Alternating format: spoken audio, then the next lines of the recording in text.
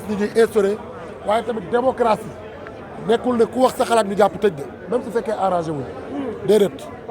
démocratie maanaam loolu daf cee bokk liberté d'expression sànq rek commissariat central laa jóge di daagu nu mu ma neexee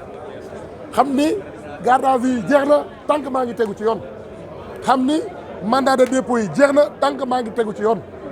te gëm naa ni am naa yaakaar ni ci yoon laay tegu ëpp na loolu ça fait 10 ans. tey nga gis tey président ñu taxaw ci kuréel bi critiquer les Sénégalais ci li ngeen ko loolu waaw mais contentement ñun de suñu bakkoon mënoon na def ci xeex bii ñuy xeex waaye sant yàlla bi ñu amee possibilité taxaw fii ànd ak sénégalais yi ci victoire seen victoire man mérité wu ma ko du sama mérite du man maa tax ñu gagné de du Sonko tax ñu gagné de du Diomaye tax ñu gagné de maanaam kenn moo am mérite ci victoire bi muy le peuple sénégalais te suñu waxee le peuple sénégalais ci laa bokk ci ngeen bokk yéen presse bi waaye tamit président Ousmane Sonko mu sell mi ci la bokk Bassirou Diomaye Faye ci la bokk félicitations à ce peuple debout qui a toujours montré son indignation face à l'injustice entre autres. Abdoulaye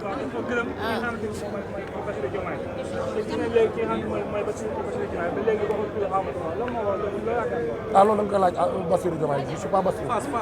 je suis pas Bassirou. Merci beaucoup. t'avais une question. fi ngeen jaar yëpp mu nekk ay jafe-jafe ak ay métti tey ji ngeen xeex ba ndam daa dem Bassirou Diomaye Faye daal di jël li nga xamante ne si moo di réew mi yéen jeunesse bi lan ngeen xaar ci moom ak responsabilité bi nga xamante ne jël ngeen ngeen daal di koy fal ci bopp réew mi.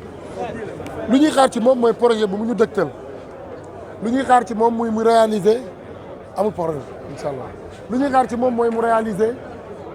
réaliser programme bi nga xamante ne ñun ñëpp dañ cee tënku jàpp ne mooy meilleur programme. am nañu yaakaar ne Bassirou Diomaye Faye ne décevra pas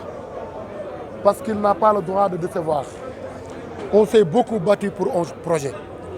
aujourd'hui le projet a abouti du ñu wax à 100%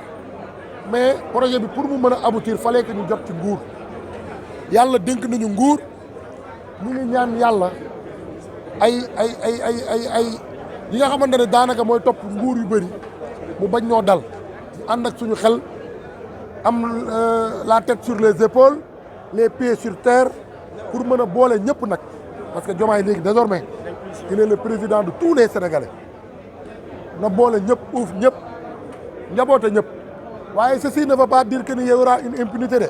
déedéet attention quand on lance un appel à une réconciliation nationale effectivement ce pays en a besoin mais la réconciliation nationale n'est pas un obstacle pour la justice. Bassirou Diomaye Faye ne sera pas comme Macky Sall c'est-à-dire entraver la justice déedéet képp ku ñu war a topp ci yoon daañu la topp ci yoon képp ku war a rendre compte daa nga rendre compte ça ne veut pas dire que ni chasse aux sorcières la déedéet képp ku ñu jox fukki dërëm ci alalu askan wi lu ëpp fukki at ak ñaar xëy na ay na yéwén war nga rendre compte li ngeen ma dénkoon kat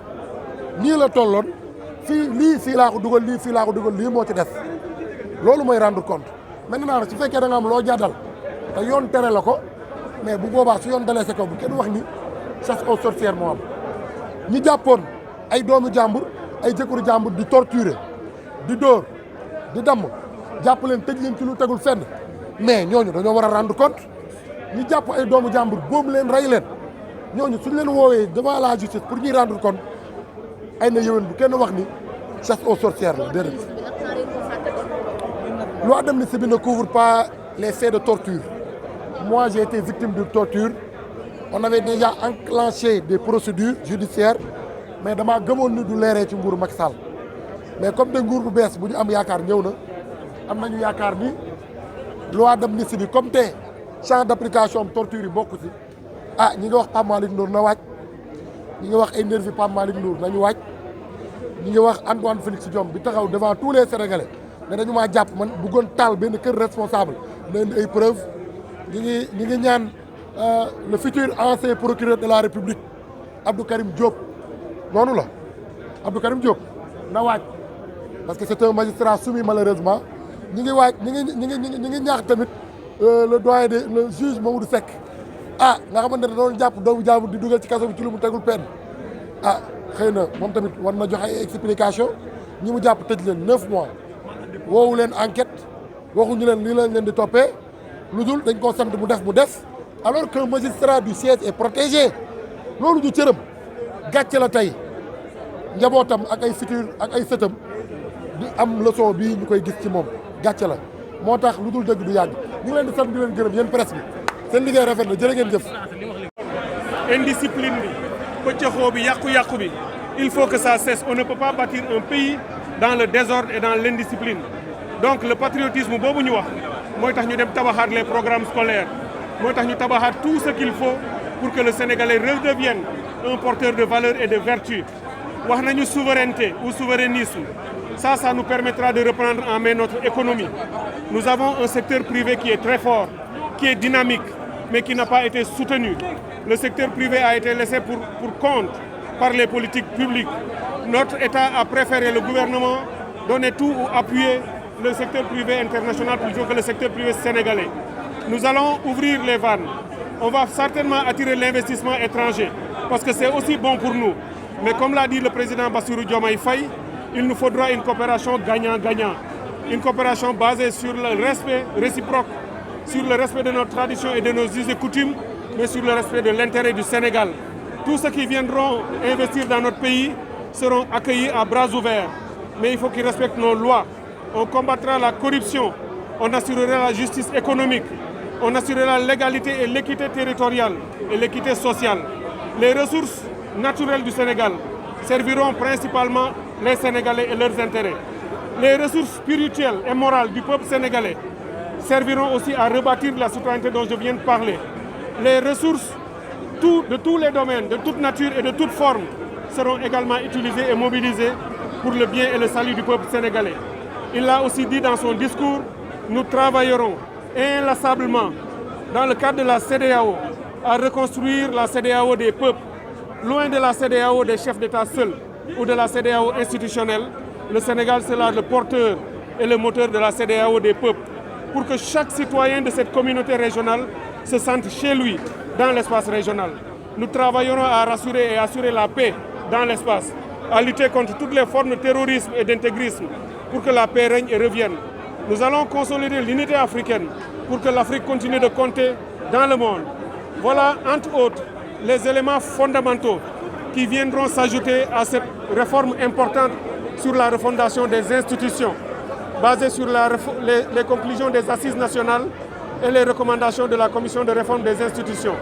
La justice sera revue, réhabilitée, remise à sa place et elle sera mise au service exclusif du peuple sénégalais. Les lois et règlements seront appliqués sans faiblesse. Tous les Sénégalais se sentiront désormais en sécurité, sécurité juridique, sécurité physique, sécurité morale et sécurité mentale. Bref, la sécurité humaine sera une priorité du gouvernement. L'éducation, la santé, la paix, l'équité, la démocratie seront des surpriorités. Vous l'avez aussi entendu dire, le président, que parmi les priorités, les surpriorités, j'allais dire, il y a le coût de la vie. Les Sénégalais sont fatigués, la vie coûte cher, elle est excessive, elle plombe le bien-être des familles. Les gens ne vivent plus, les Sénégalais ont besoin de respirer. Et nous allons créer les conditions dans les plus brefs délais pour réduire de manière très sensible le coût de la vie, les denrées de première nécessité. Nous avons des solutions là-dessus, au plan fiscal, au plan des réformes économiques, au plan des subventions et autres. Nous avons d'importantes solutions et de mesures qui permettront de rétablir le coût de la vie, de le maîtriser à un niveau vraiment soutenable pour la population sénégalaise. Évidemment, pour finir, il l'a aussi dit, une priorité spéciale pour les femmes et les jeunes. Ce sont les deux composantes les plus importantes de notre société. Les jeunes, au regard de leur nombre, de l'énergie qu'elles portent et de tout ce qu'ils peuvent faire pour le futur de notre pays, mais les femmes, pour le rôle et la place qu'elles occupent dans notre société, comme les éducatrices, les garantes de la stabilité sociale et sociétale, et ceux qui inculquent et socialisent nos enfants pour qu'ils deviennent demain ce que nous attendons d'eux. Les femmes et les jeunes seront la surpriorité du gouvernement du président Bassirou Diomaye Faye. Évidemment, nous prenons un pouvoir où nous avons trouvé des politiques publiques qui sont appliquées. Ces politiques seront réévaluées. Elles ne sont pas seulement réévaluées, examinées par le gouvernement, Et vous l'avez entendu, le président a dit, ce seront des concertations inclusives. Tous les Sénégalais de tous les secteurs, que ce soit de l'élevage, de la pêche, de l'artisanat, des universités, de l'enseignement de manière générale, des écoles coraniques, de la santé et j'en passe, seront invités dans des cadres organisés et méthodiques pour que les Sénégalais discutent les politiques publiques, les évaluent, pour voir qu'est-ce qui a marché et consolider ce qui a marché, pour voir ce qui n'a pas marché, ce qui a été une erreur ou une faute, ce qui a connu des faiblesses et rectifier le tir et corriger. Au total, il faudra rebâtir un nouveau Sénégal avec les Sénégalais comme moteurs, comme acteurs et protagonistes, et aucun Sénégalais ne sera laissé sur le bord de la route. Dans les prochains mois et les prochaines années, avec l'aide de Dieu, nous espérons et nous allons travailler à le faire, que le Sénégal sera définitivement sur la rampe de l'émergence et de la véritable émergence, pour qu'on puisse dire dans les toutes prochaines années qu'il y a un miracle en Afrique. Et le miracle économique et social africain s'appelle le Sénégal, tant son développement sera radieux, il sera rapide et il sera fulgurant. Voilà ce que je voulais dire à la suite du message du président de la République.